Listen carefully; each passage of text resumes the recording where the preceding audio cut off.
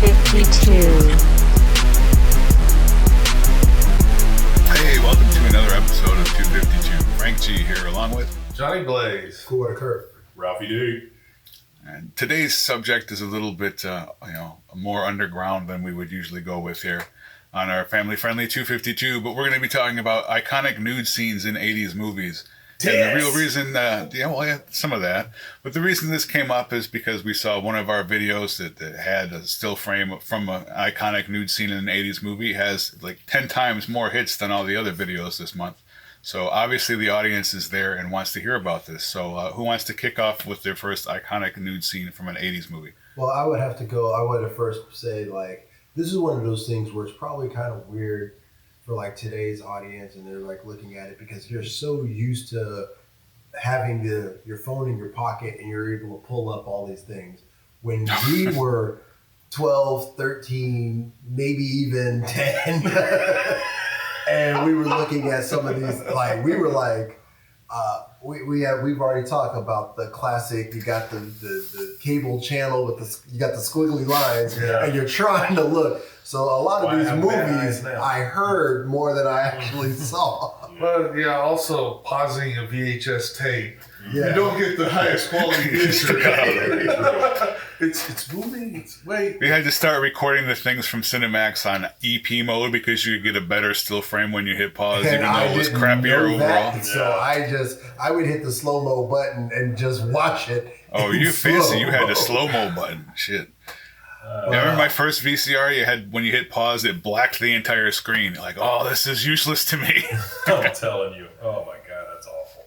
Well, I think for me, I like to start the ball rolling. And instead of going with some of the more risque stuff, I'm going to go ahead and lead with a lot of those raunchy 80s comedies. Yeah. And number one on the list, I always wanted to know what Tom Hanks wanted to do with the egg beater. He was like, we're married now, so we can do the thing. I never knew what the thing was. But I remember that movie, Tom Hanks, Adrian Zebed. I'm talking about Bachelor Party. Oh, yeah. I'm talking about there was a scene with a donkey in an elevator, and my small brain, I remember looking at all these things, but I was like, well, what is all this? I just knew I was with it. And I was titillated. I'm with it. My young the iconic nude scene there being that, and then one hotel room, and there's that redheaded woman who drops her dress, and there's whoa, for the first time as kids, I have not seen this before. I'm telling you. And I can't remember. I think she may have gone full. Yeah, it was the whole deal there. And we're like, oh, she really is a redhead. Cool. Yeah.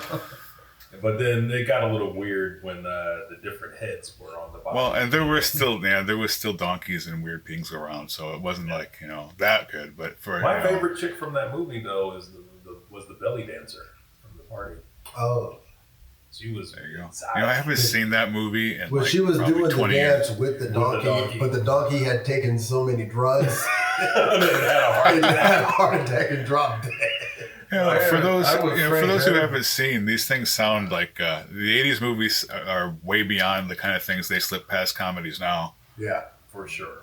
I don't remember. I remember watching it, but I don't remember too much about the movie. You definitely remember the scene where they were sitting in a movie theater watching a 3D movie, and the guy has his girl on a date. Oh, and she is complaining that this 3D movie sucks and it doesn't seem real. And then she gets punched in the face. Wow.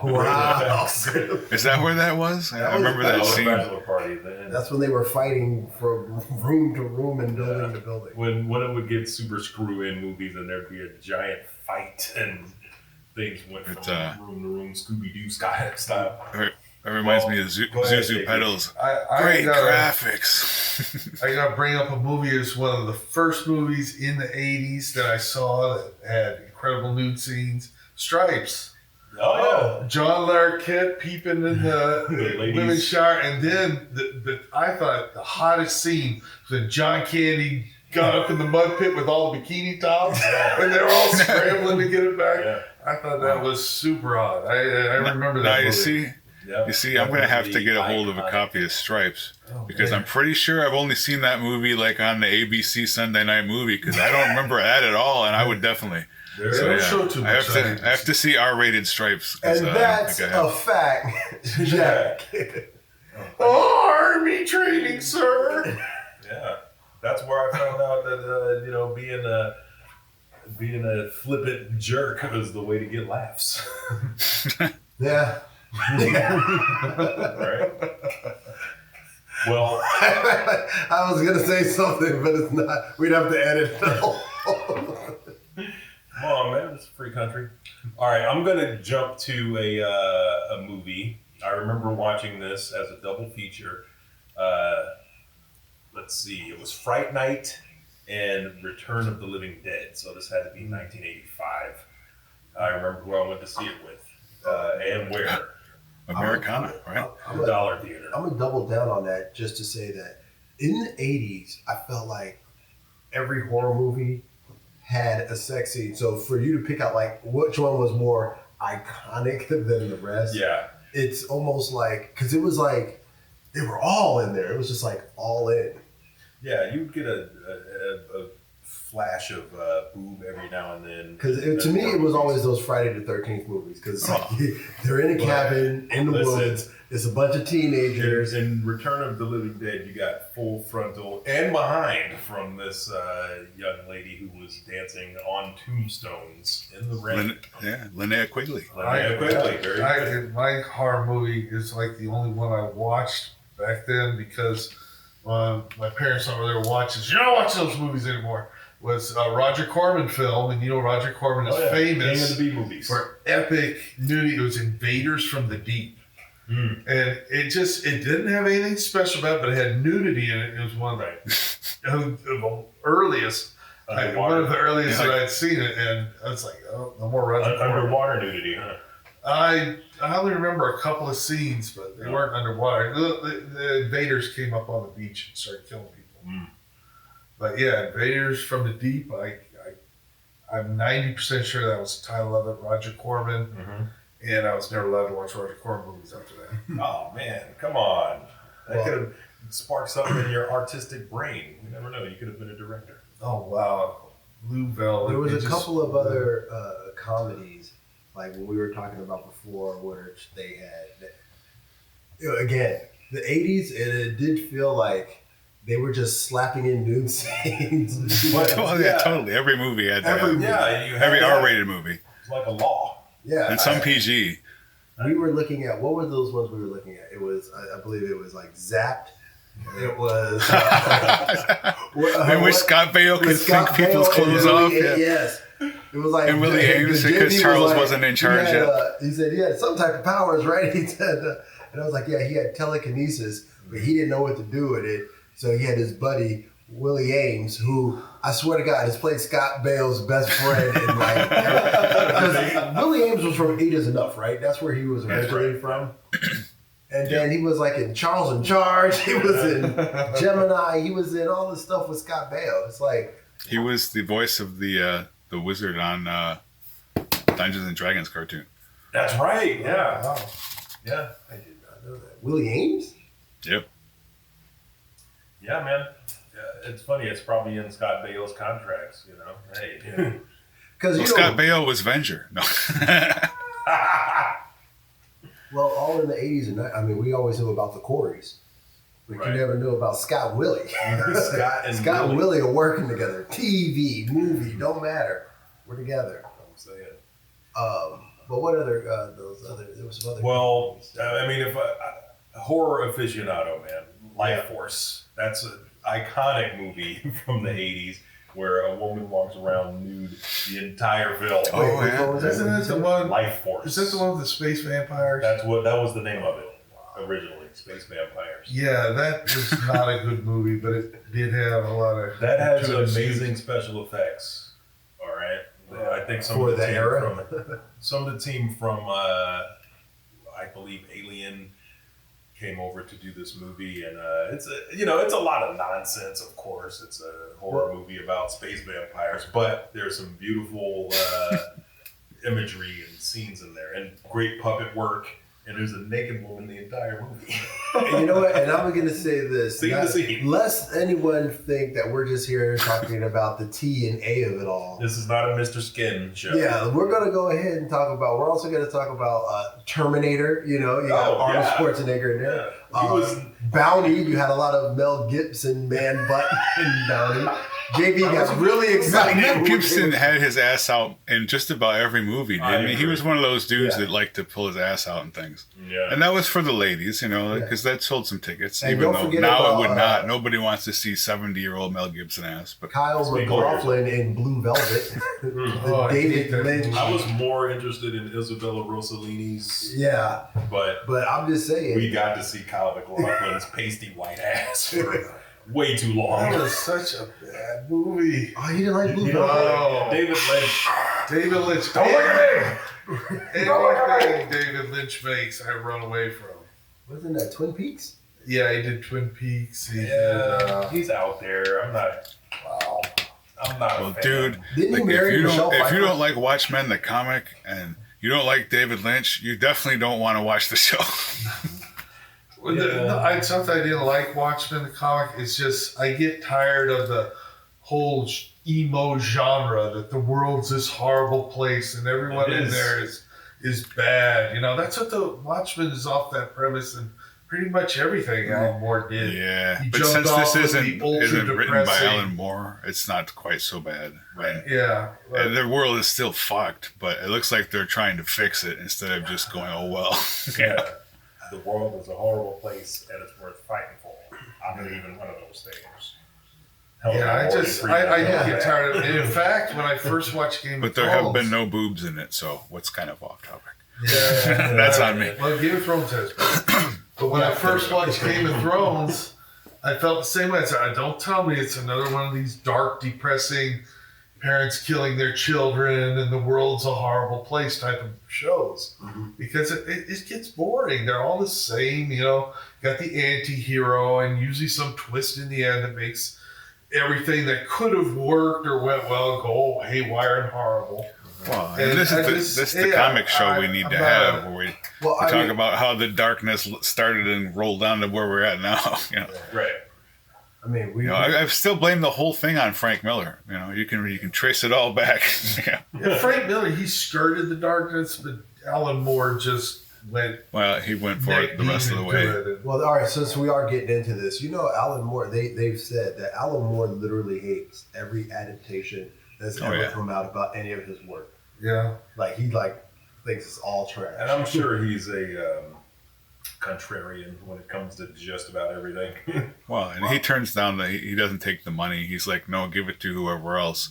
Like the Watchmen money, when they make the TV and the stuff, it goes to Dave Gibbons. Dave Gibbons, yeah. It's like Alan Moore. He's got talent. I mean, I read his Swamp Things, and he redid the origin and creation of Swamp Thing. I thought it was brilliant, but it's still ultra depressing. Well, I'm just gonna say this.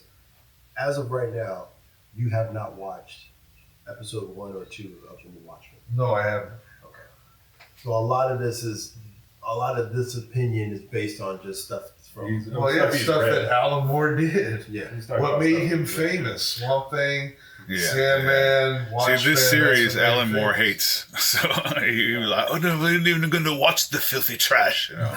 So you wrote it. So if you don't like Alan Moore's stuff, you might like this because he hates this. Oh. Yeah, there we go. That's where I was going. There we go. I think it's amazing. Yeah, it's really good. But like Frank said, so far, no boobs. So let's move on. That's true. I still have time. There's more episodes to go. But more on topic, we'll go with Purple Rain, where Apollonius Kateros turned on an entire generation of boys. She was trying to purify herself. It just gave us filthy thoughts. Agreed. I mean, she was already one of the hottest women alive, and I just want to say real quick, as much as I liked Apollonia in Purple Rain, Apollonia was actually playing Vanity. Who we saw in I think it was Action Jackson. There was also what else did she do? 52 Pickup. 52 Pickup. She also did the last what was it? Bruce Last Lee Dragon. Yeah. Last Dragon. And now Barry Gordy's The Last Dragon. Now Vanity is a gorgeous, gorgeous woman. I mean, you talk about aptly named. I'm like, Oh, yeah. woo-wee. Did you hear that song she sang in The Last Dragon? Wow, that was bad. Oh yeah. It was all She didn't Clearly, have Prince helping didn't anymore. produce that one. Yeah. I think Barry Gordy produced it, Yeah. the movie, but probably maybe not the music though. Yeah. Oh, so now you're Prince and you're Barry Gordy, and here comes what's up walking in the store. Oh, it's Crush Groove, man. Come on, Run's actual dad. Man. Well, speaking of Did 80s Lisa and comedies, Wendy get naked? no. No, they didn't. Dude, no, they're not gonna. They got risque, like they were wearing Prince lady outfits where Yeah. the stuff was pushed All the up and lace. stuff. But yeah, like they hotted it up, but they never did any of that. Another one of my favorites, Just One of the Guys. Oh yeah. Now see, there's a good story for that one. I used to always watch these. We'd rent movies at the store where we weren't supposed to. You could just go in there as a kid and get anything you wanted up to the, not the X-rated, but anything else. I would get that Texas Chainsaw Massacre and Stewardess School. That'll be cool for a 10-year-old. But we'd always get at least one movie for watching when the parents were around. Right. So my friend gets Just One of the Guys, and his mom is nowhere to be seen. And the very instant she walks in the room, what happens? The boobs come out. Oh, at the end when she goes, What are you boys watching? the whole time. Mom, this is a twist. It's a 95-minute movie with 3 seconds of nudity, and Yeah. that's exactly when she came in and said, "You guys are watching this filth again." We Again? were, but we stopped when you came around. Oh, that is so. That's how it happens, man. How embarrassed do you get, or would you get, when you were watching a movie and then some nudity happens or a love scene, and you're watching with your parents, and it's like, oh no, I gotta go get something out of the kitchen. Now, even on the I used to opposite get side my of it, eyes covered, so when you're watching That's why I'm something with fucking your weird kids, now. Yeah. as the parent, like, because now it's come full circle. Because That's I've true. been in the room where I was like, oh, am I supposed to be? My mom's sitting here. It just happened. I'm stuck. I can't be like, ooh, yeah, Mom, hold on. Let me. Well, you instantly go for your pants when the nude scene comes up. That's your business. You run your house how you want to run your house. Yeah. Generally, though, when that happens and I'm with the kids or something and something comes up that's a bit risque, try to make a joke. What are they doing? Or just Oh, you ignore go it there? or ignore it. Yeah, I usually go with Nice the door. beaver. Cover your eyes, kids. Sometimes I like to look at the kids and see what they about. What are you going to do? I hear my mother say, "Turn this shit off." Yeah. Listen, Or the remote's way too far away. Oh no! Oh yeah. I decided to not make it a big deal in the first place so that I didn't make my kid feel it was too weird. And he still does, because now he's in the age where he feels everything is weird. But, for a long time, if there was a quick boob scene, he just kind of paid it no attention. Other than he was like, oh yeah, I see that, and I'm interested in that, but I'm not going to, lose my mind over it. Yeah, Now he will, that's because for the now he's a best. teenager. that is Just like bad words, I'm like, he's going to hear them because I'm going to say them. And then they're all over everything else. They're on the TV and the radio now and whatever. So Yeah. fuck it, Yeah. That is, I real quick. I know this is another segue, a segue of an already segue, but So you didn't say fuck at the grocery store. TV literally is like there used to be like a hey after 10 o'clock or something like that. They might get a little, and I'm talking about this is regular TV. S&P, baby. I'm not talking about the Breakfast. premium channels. Yeah. Now I watch stuff on They call that the watershed FX hour. and stuff like that. Now they're saying F-bombs on Oh, yeah. FX. Yeah. No, USA. FX is the exception. That's why I like watching it. They have commercials, but they never edit the film, either for Right. time nor content. Love And that. the other channels don't do that. They either have commercials and they cut the movie up, But my or they thing show is, the whole when you thing. have children in the house, Yeah. yes, you know when it's on the premium channels, your HBO, your Showtime. Yeah. These are your pay channels, where you're paying extra for these channels. You expect that, but when you're just watching FX, and we're sitting at the table, and my 14-year-old is watching, what was it, the Hitman's Bodyguard, and I know it's I know it's some explicit R language, but I'm like, okay, he's just watching it on regular TV. It's on TV. FX and it's during the day. I'm not. It's during the day. It's like a Sunday. I haven't found any other channel that does that. It's not a paid channel. Yeah, it's not a paid channel. Shows movies, and I'm hearing Ryan Reynolds and Samuel L. Jackson motherfuck it up, and then I just noticed. I'm like, wait, hold on. Like, what do you guys watch? He's like, yeah, don't let him watch FX. Yeah, it's like letting it bang. Well, you can have to only stick to the networks now if you want to keep it network clean like it used to be, and even they're not like they used to be. Yeah. After 9 o'clock, they're heavy on the gore compared to what we used to get. Oh, God, yes. Some movies are so strange and perverse and dark. Even though it's just a rated R movie, I wouldn't want kids to watch, like Angel Heart. Remember that? Wait, Angel Heart with Robert De Niro and Lisa Bonet? No, that wasn't Robert De Niro. That was Mickey Rourke. Mickey Rourke. Robert De Niro was the devil. Yeah, and I thought that was Angel Heart. Yes. Yeah. That had some pretty twisted scenes in it. Oh yeah. Involving a pistol, and if you remember that, it was twisted. Some movies I wouldn't want any kid to watch, but I also believe it's the parents have the sole right to censorship when it comes to the kids. They don't need someone else calling them. That's right. I just opened up the floodgates. What do you want? I think now the internet has the ultimate. Yeah, that's what I'm saying. decision. I mean, we opened the show by saying the kids have phones in their pockets. They're watching everything. They are. It doesn't matter. That's true. As we would have been too, had we the ability. I remember in It wasn't for lack of trying, but it's you had to steal a 1986, videotape from a 12 years locked old. box in someone's dad's closet. It's hard. Oh yeah, the lock. He had a porn sniffer because he totally. He found the porn. Like, what were you looking for? Because that was in a locked box on the shelf under a bunch of shit. Well, which is exactly where dads would hide porn, so we knew where to go. Yeah, that's pretty obvious. Should have had like a false wall or something. So I used to hide mine on tapes that were labeled Yo MTV Raps and shit that my parents would never stick in the VCR in a million years. There you go. Or dope fly slamming rap videos. Yeah. I remember when Boner Jams #6 was. Pup got caught because he had left the video out, and his dad grabbed the video that said "Dope Fly Slamming Rap Videos." He wrote a note to Pup, says, "Hey, nice dope fly slamming rap videos, son," and gave the video and the note left it on the door. Yeah. And I was like, yeah, we watched Well, you could that. never leave those tapes in the family VCR. That was a bad idea. That was the bad idea. I know. It's like I had a bedroom VCR. I could put the tape in wherever the fuck, but yeah.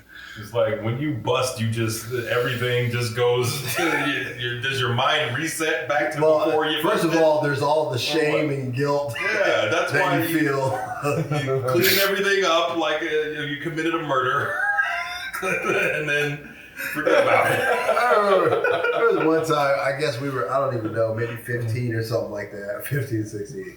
And we were all watching a no-no. I think it was at Ralphie's house or somewhere. I can't remember. Sounds like something you guys would do at Pat's house, because I used to be like, what the fuck are you doing? Well, yeah, I want to watch this with you. We were watching it. Oh, Reform School Girls. I like that one. But yeah, remember when Chris was like, he got up, he goes, I gotta go to the bathroom. And he left. That's right. Oh, name check. Yeah, he excused himself to the restroom for longer than he should have. Yeah, it was like, first of all, don't say anything, just go. Just go. And second of all, we know what you're doing, bud. Because you got you're pulling your sweatshirt down as you're getting up. Oh, Lord. Go ahead, man, take care of that and come on back. Now you're ready to go to the potty. Now, I'm getting back to the topic at hand. I never saw Something Wild, but I did see a few scenes of the movie Something Wild with Jeff Daniels and Melanie Griffith. She plays kind of a wild card lady, and she's topless in most of that movie. Lenny Griffith? Yeah. She was in a few movies in that area there, around that same like mid Girls? '80s. Did she ever? Was there a nude scene in Working Girls? Yes. Yes. Yeah, she was vacuuming in the nude. Ah. Oh. What about Milk Money? I don't think so. That was more. 90s. That was more. Yeah. Kid. Oh, that was. But 90s. there was a movie, we just talked about it. With Melanie Griffith. Yeah, she was in it, Body Double. She Body was Double. the body double. Oh, she was the body She double was for Andrew yeah, Jefferson. when he was looking, Yeah. the knocks out was her, and he, I don't want to give away your spoilers. Yeah. That was one of the Probably ones that already we did, rented so- along with just one of the guys. It was 30 years ago. It's not a spoiler at this point. You're not spoiling it. Yeah, I know. Like if it came out like a couple weeks ago, yeah, there's a possibility it's a spoiler alert. Yeah. If it was 30 years ago, See, it's- this is twisted. I just looking at Yeah, there was incestuous sex. Angel Heart rape again. and It's murder popped and- up on our list here, and wow, that was a disturbing movie. Yeah, like I said, I don't have any kids, but if I had some, and you saw know them what's watching it, really I'd funny? say, turn that shit off. You know what's really funny? What's that? When you think about how much shit Bill Cosby gave Lisa Bonet for doing that movie, Yeah. he pressured her. She ended up not coming back to the Right. show because of all the pressure and stuff. Because she did this movie, she was dating,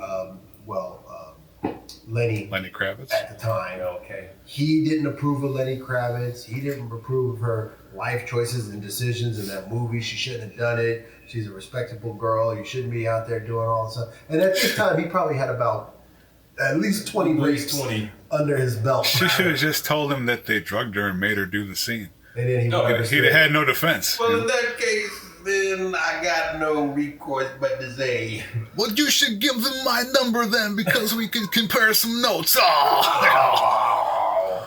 that's all bad. It's all bad. I'm seriously talking about just the hypocrisy. I know. Well, a lot of the whole, we were talking about the 80s comedies. A lot of that stuff they couldn't even put in a movie today because people would blow up and lose their minds. Revenge of the Nerds, dude, there's like, the hero rapes the chick in that movie. I know.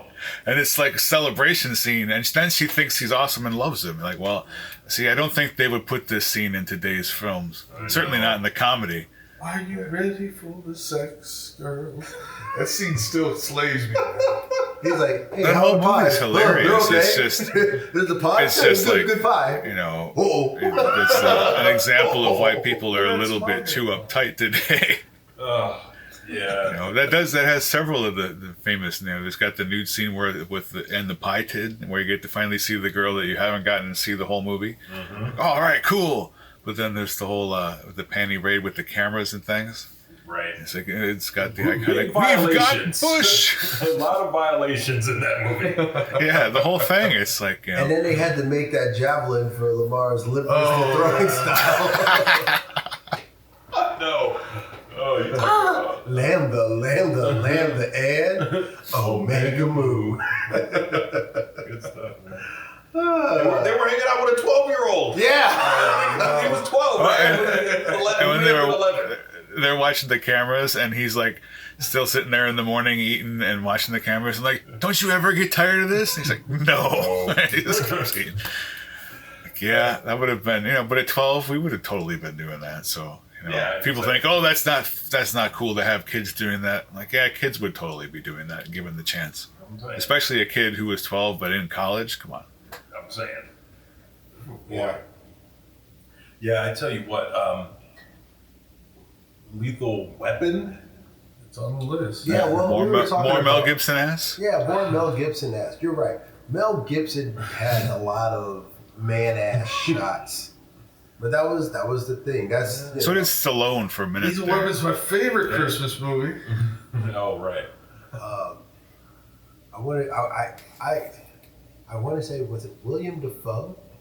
Not the first full frontal male. I don't know if he was the first No. but yeah. he was one of the best.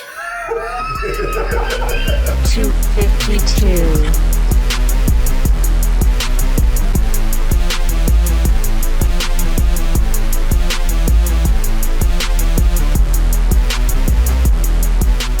Adonis, pull yourself together.